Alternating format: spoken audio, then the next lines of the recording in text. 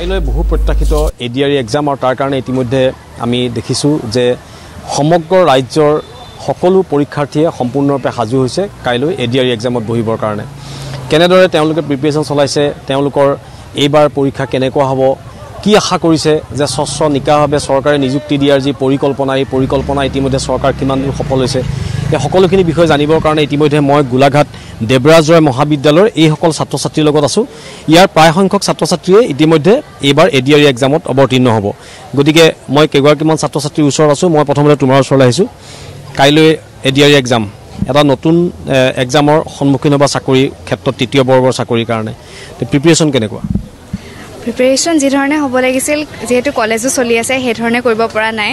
আৰু বিগত বৰ্ষতো অনুষ্ঠিত হৈছিল এডিআৰই এক্সাম তেতিয়াতো পৰীক্ষাটোত অৱতীৰ্ণ হ'ব পৰা নাছিলোঁ বয়সৰ বাবেই আৰু এইবাৰ যিহেতু সেই সুবিধা পাইছোঁ সেইখিনি সুবিধাৰ বাবে অলপ হ'লেও পঢ়া শুনা কৰিছোঁ চৰকাৰে এনেকুৱা এটা ব্যৱস্থা কৰি দিছে তাৰ বাবে চৰকাৰক ধন্যবাদ দিছোঁ আৰু যিহেতু আমাৰ সন্মানীয় মুখ্যমন্ত্ৰী ডাঙৰীয়াও কৈছে যে এনেকুৱা এটা পৰীক্ষা য'ত পৰীক্ষাৰ্থীৰ সংখ্যা সৰ্বাধিক গতিকে অলপ নাৰ্ভাছো হৈছোঁ কিন্তু ইমানখিনি নীতি নিৰ্দেশনা চৰকাৰে আমালৈ দিছে গতিকে পৰীক্ষাটো খুব স্বচ্ছ আৰু নিকাভাৱে অনুষ্ঠিত হ'ব বুলি আমি আশা কৰিছোঁ আৰু আমাৰ দৰে যিসকলে নিষ্ঠাৰে তেওঁলোকে প্ৰিপেৰেশ্যন চলাইছে তেওঁলোকে যাতে এটা চাকৰি লাভ কৰে তাৰে আশা কৰিছোঁ ধন্যবাদ প্ৰিপেৰেশ্যন যি ধৰণে হ'ব লাগিছিলে সেই ধৰণে ঠিক হোৱা নাই কিন্তু আমাৰ হ'লেও নিজৰ চেষ্টাটো অব্যাহত ৰাখিছোঁ যিহেতু ক্লাছসমূহো আমাৰ নিৰ্ধাৰিতভাৱে চলিয়ে আছে ইয়াৰ পূৰ্বৱৰ্তী সময়ত যিদৰে পৰীক্ষাসমূহ অনুষ্ঠিত হৈছিল নিকাভাৱে ঠিক এইদৰেও সেই নিকাভাৱে পৰীক্ষাসমূহ অনুষ্ঠিত হ'ব লাগে বুলি আমি আশাবাদী আৰু মই এতিয়া ধৰি লওক চাকৰি এটা নাপালেও মোৰ লগৰজনে পালে মই উৎসাহী আৰু আমাৰ দৰে মধ্যবিত্ত পৰিয়ালত চাকৰি এটা খুবেই প্ৰয়োজন হয় সেইবাবে আমি চৰকাৰক ধন্যবাদো জ্ঞাপন কৰিছোঁ আৰু নিকা হ'ব লাগে বুলি আমি আশাবাদী অকণমান নিকা আৰু স্বচ্ছ চৰকাৰ নিকা আৰু স্বচ্ছভাৱে চাকৰি দিয়াৰ ক্ষেত্ৰত কিমান সফল বুলি ভাবা বহুতো সফল মানে হৈছে যিহেতু আমাৰ অসমৰ বহুত ল'ৰা ছোৱালী হয়তো কিছুমান নিবনুৱাও হৈ আছে তেওঁলোকৰ এটা সুবিধা পাইছে সেইবাবে চৰকাৰক অশেষ ধন্যবাদ আৰু প্ৰিপেৰেশ্যনটো ভাল চলি আছে আৰু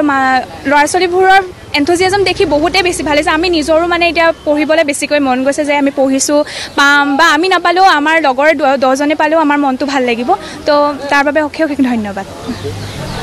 অকণমান আগলৈ আহিব লাগে কেনেকুৱা চলিছে প্ৰিপেৰেশ্যন হয় যেহেতু দিনৰ সময়ছোৱা কলেজত দিব লগা হয়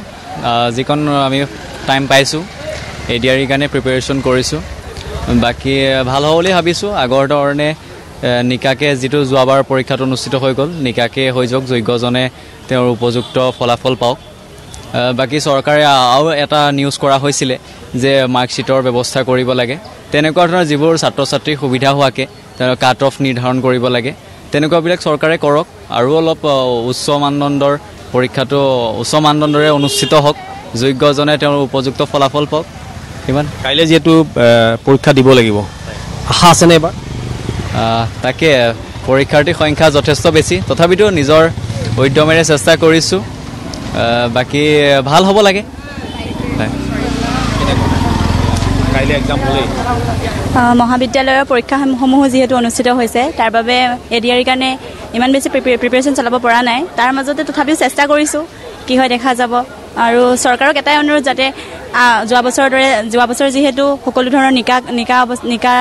আৰু স্বচ্ছতাৰে পৰীক্ষাটো অনুষ্ঠিত কৰিছিলে ঠিক তেনেদৰে যাতে এই বছৰো স্বচ্ছ আৰু নিকাভাৱে তেওঁলোকে অনুষ্ঠিত কৰে আৰু ইণ্টাৰনেটৰ